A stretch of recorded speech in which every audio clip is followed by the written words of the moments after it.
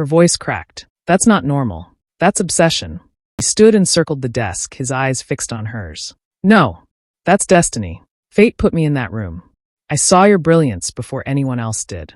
The world overlooked you, dismissed you. But I knew better. I knew you were meant for more. She shook her head, stepping back. You invaded my life. You stole pieces of me without my consent. I protected you, he snapped, then softened his tone. Who was there when you doubted yourself? Who gave you opportunities no one else would? Who made sure the people who hurt you couldn't hurt you again? Her breath hitched. So you were the one behind Daniel's downfall.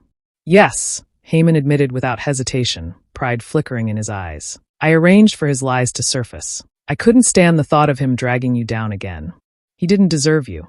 Evelyn's chest tightened, nausea rising. You destroyed his career. I removed an obstacle, he countered smoothly. And your residency?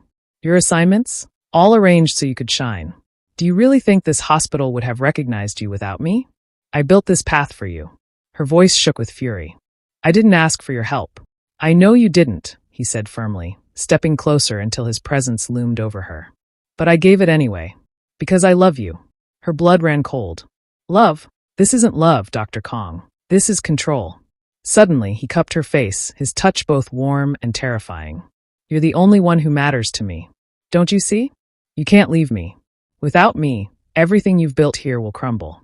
Before she could move, his lips crushed against hers in a fierce, hungry kiss. Evelyn froze, her mind screaming, her body rigid. Then rage exploded through her. She shoved him back and slapped him hard across the face. The sound cracked through the office. Haemin's head turned, his jaw tightening, a dangerous fury flashing in his eyes. For a moment, the mask slipped. Then, just as quickly, he laughed low, dark, amused. Good. That fire, that's what I fell in love with. Her chest heaved. Stay away from me. He straightened his coat, composure sliding back into place like a curtain on a stage. Think about what you're saying, Evelyn. Think about all I've done, all I've sacrificed for you. You'll realize soon enough, there's no one else who can love you the way I do. His gaze lingered, sharp and unyielding, before he left the room. Evelyn stood trembling in the silence. That night, back in her apartment, she sat in the dark, her phone glowing in her hands. Heart hammering, she typed a reply to the anonymous email. I believe you. I saw what he's hiding. Please tell me who you are. Minutes crawled by before a reply appeared. You're not safe. Meet me tomorrow. 8 p.m. Old Han River Bridge. Evelyn stared at the screen, relief and fear tangling in her chest. Someone knew the truth. Someone could help. And for the first time, she prayed this stranger wasn't just another trap. The night air carried a sharp chill as Evelyn approached the Old Han River Bridge. The city lights shimmered on the water, but here, away from the bustle, silence pressed heavy. Her heart pounded with every step, each one echoing with the weight of what she might uncover. At the far end of the bridge, a figure stood cloaked in shadow, wrapped in a coat, head lowered as though afraid of being seen. Are you the one who sent the email? Evelyn asked cautiously. The woman lifted her gaze. Exhaustion shadowed her eyes, but beneath it lay something deeper, fear. Yes, I didn't think you would come. Her voice trembled, though relief flickered in it too. Evelyn stepped closer. You worked with Haemin? The woman let out a bitter laugh. Worked with him. Dated him. Survived him. She paused. Barely. Evelyn's pulse quickened. What do you mean? He looks perfect, doesn't he? The woman said, her lips pressed tight. In terms of work, yes, Evelyn admitted carefully. The woman gave a humorless nod. But reject his love, and he becomes someone else. Someone dangerous. Evelyn's throat went dry. Dangerous how? The woman took a shaky breath. At first, I thought it was love. He swept me off my feet. But then I realized he'd been watching me before I even met him. Once we were together, he tracked everything. Who I spoke to, where I went when I came home. And when I tried to leave, her eyes glistened. He locked me in his apartment for 3 days. Starved me. Broke me. And when I fought him, when I demanded answers, he admitted what he'd done. Her voice cracked. He said I should never have tried to walk away. Evelyn's stomach twisted. How did you escape? His neighbor heard the shouting. Haemin couldn't risk exposure, so he let me go. But before I left, he whispered in my ear that he would always be watching. That if I ever told anyone, he'd make me lose my brother. And he told me he'd get away with it. Her shoulders shook. Didn't you try the police? Evelyn asked. I did. But by then, he'd erased everything. Messages, calls, even the bruises. He made sure no one would see. No one believed me. Who would? Dr. Kong, the golden surgeon. Evelyn's skin prickled. The story was too close, too familiar. The woman gripped her wrist suddenly, her eyes burning. Be careful. He won't let you go. He never does. If you reject him, he'll turn on you. Evelyn swallowed hard, forcing down her fear. Then I'll play his game. But this time I'll win. The woman shook her head. You don't understand. He's always 2 steps ahead. You can't fight him head on. I'm not going to fight him head on, Evelyn said quietly. I will let him think I have accepted his love. I'll smile. Pretend. And while he's looking the other way, I'll gather everything I need to end him. The woman studied her for a long moment, then nodded. Be careful. He's watching closer than you think. When Evelyn accepted his love one evening, Haemin's heart soared. For the first time, he believed his devotion had finally won her over. Thrilled, he wasted no time whisking her into his world of carefully planned dates, candlelit dinners, long evening drives, and hospital rooftop lunches between shifts. Evelyn played her part well. She laughed at his jokes, let her hand linger in his, and even leaned her head on his shoulder when he spoke about his dreams. To anyone watching, they looked like a couple deeply in love. But Haemin was no fool. The way her eyes flickered away too quickly, the slight stiffness in her embrace, the hollow echo in her laughter, they gnawed at him. He could feel it in his bones. She was acting. And the thought that Evelyn might only be pretending made his obsession burn even hotter.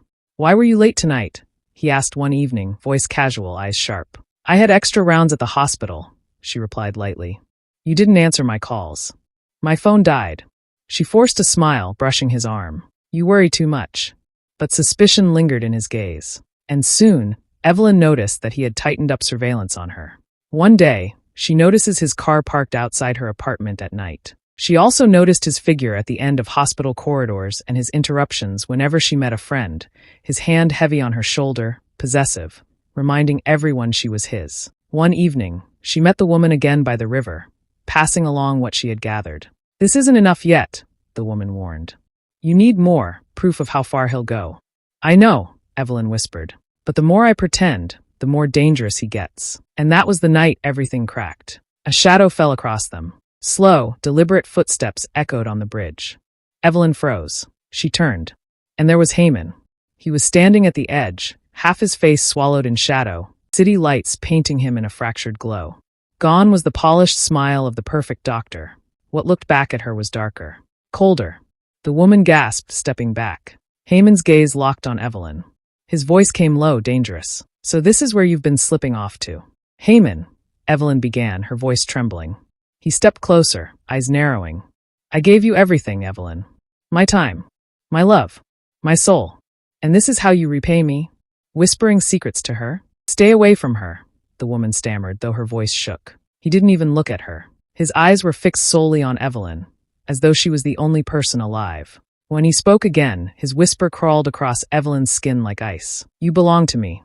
And no one else. The silence pressed tight. Evelyn's pulse thundered. The woman's eyes darted toward her, silently pleading, don't show fear. Haemin's voice sharpened, cutting through the air as he spoke to the woman. Why are you here with her? She deserves to know the truth, the woman said quickly, her voice trembling but firm. You can't keep doing this. Not again. His head snapped toward her, fury flashing in his eyes. Nari, he spat, crawling back from the shadows. You don't want your brother to live, is that it? Nari's chin trembled, but she stood her ground. You already destroyed me, and so I no longer care. Also, stop using my brother to scare me. He died 3 days ago. You can't use him against me anymore. And I won't let you do to her what you did to me. Evelyn's chest tightened. Questions burned, but she couldn't risk showing them. She forced her lips into a faint smile, stepping closer to him, disguising her disgust with softness. Haemin, I just wanted to understand, she said gently. You've always told me I could trust you. If there are things I don't know, I want to hear it from you. Not anyone else. For a second, his rage flickered, replaced by the craving for her approval. His shoulders eased, then tensed again. He leaned in, his breath chilling against her ear. Don't lie to me, Evelyn. You're slipping away. I see it. Do you know what happens when people I love try to leave me? Her heart raced, but she forced a soft laugh. You're imagining things. I'm not leaving you. Why would I? Nari broke in, her voice sharp. Don't believe him, Evelyn. That's how he traps you. Making you doubt yourself. Making you afraid. Shut up. Haemin's roar shattered the air, echoing off the river. His mask cracked completely, fury twisting his face. He lunged a step toward Nari, and Evelyn instinctively grabbed his arm. "Haemin, please," she cried, letting desperation sound real. "She's nothing. She means nothing to me. You mean everything." That stopped him. His chest heaved ragged. Slowly, he turned his gaze back to Evelyn, searching her eyes, hungry for reassurance. "Then prove it," he hissed. Evelyn's palms sweated, but she kept her voice soft, tender. "I will. Just not here. Let's go. Just us." For a long, dangerous moment, he didn't move. His grip on her wrist tightened until it burned. Finally, he exhaled, loosening his hold. "Fine," he murmured. His eyes flicked once to the trembling nurse, then back to Evelyn. "But remember this, you're mine. And if you ever betray me," his smile returned, hollow and chilling, "there won't be anywhere you can hide." He turned, motioning for her to follow. Evelyn glanced once at the nurse, whose lips mouthed, "Be careful." Forcing a smile, Evelyn slipped her hand into Haemin's, pretending nothing had broken. But inside, her resolve hardened. She had seen the monster behind the mask, and now she knew, to survive, she would have to play the most dangerous game of her life. Every smile, every soft word, every glance at Haemin had to look real, convincing.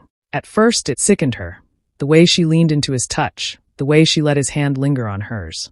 But she understood one truth: survival demanded deception. She planted false notes, left her phone unlocked with messages that hinted at surrender, even left her diary open on her desk with scribbles that read, "Finally accepting Haemin's love. I am truly in love with him." He lapped it all up. One evening he brushed her cheek as if she were made of porcelain, his smile serene. "See, I knew you'd come around. You were meant for me.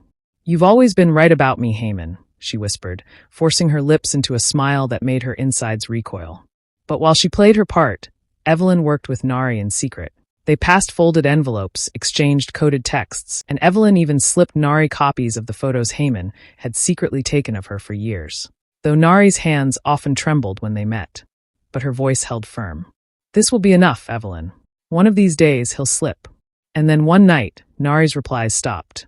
One day stretched into 3, and dread sank deep into Evelyn's bones. She stood by the river at their usual spot, waiting, praying, but no one came. When she returned to her apartment, her chest hollow, a voice whispered from the shadows behind her. "You shouldn't have trusted her."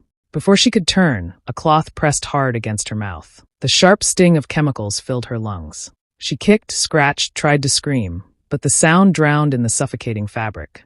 Darkness swallowed her. When she woke, her head throbbed and her wrists ached where rope had dug into her skin. The air smelled faintly of disinfectant, sterile and suffocating. She knew instantly she was in his house. The door creaked, and Haemin appeared, carrying a tray. His smile was warm, almost tender. "You're safe now," he said gently, setting the food before her. "I'll take care of you. No more lies, no more doubts. Just us." Her stomach turned, but she forced her voice into a whisper. "Thank you." She lifted a spoon to her lips, the rice metallic on her tongue, her body screaming to retch. For days he hovered, watching her, speaking softly as though nothing was wrong. At night he sat beside her, their knees brushing, his hand slipping over hers. "We'll go away soon, somewhere no one can find us.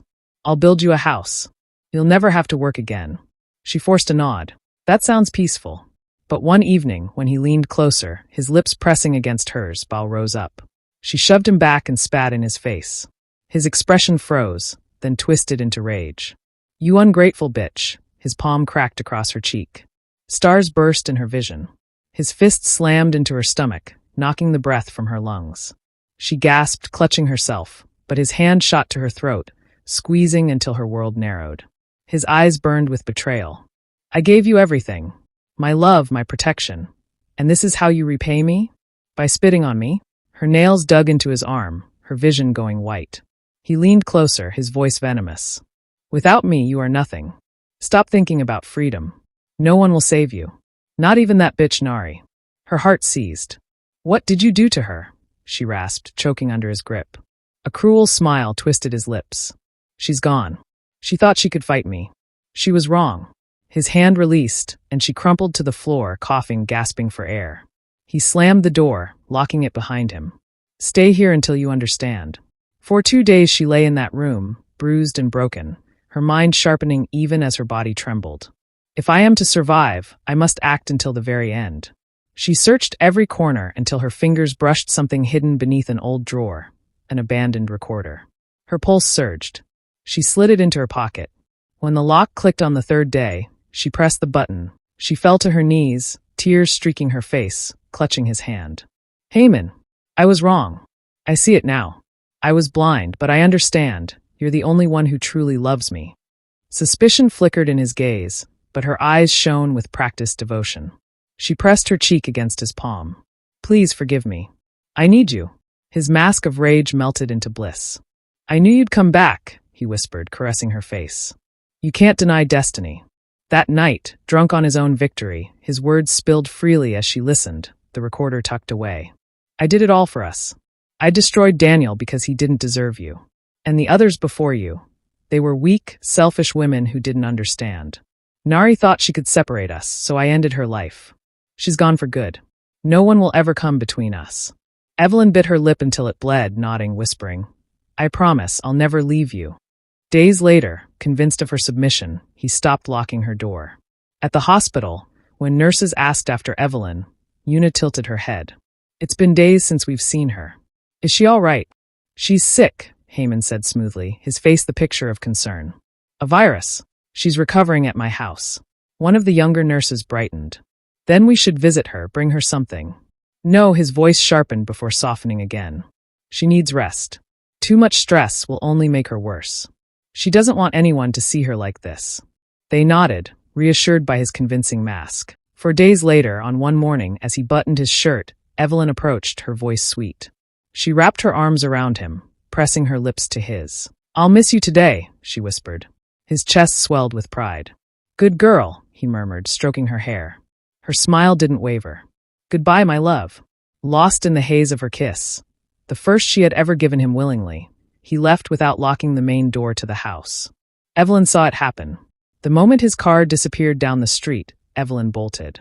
She snatched the recorder from its hiding spot, shoved it into her hoodie, and fled barefoot into the streets, sweatpants clinging to her shaking legs. She flagged down a taxi, her breath ragged. Police station, she gasped as she flung herself inside. The driver, a middle-aged man, glanced at her pale face, her trembling hands. Miss, are you all right? Please, she begged, clutching the seat. Just drive. At the station, she stumbled inside, placing the recorder on the desk. My name is Evelyn Mensah. I'm a psychiatry resident at Hansung Medical. I've been kidnapped by Dr. Kang Haemin. The officers froze. One leaned forward. Kidnapped? Dr. Kang? Are you certain?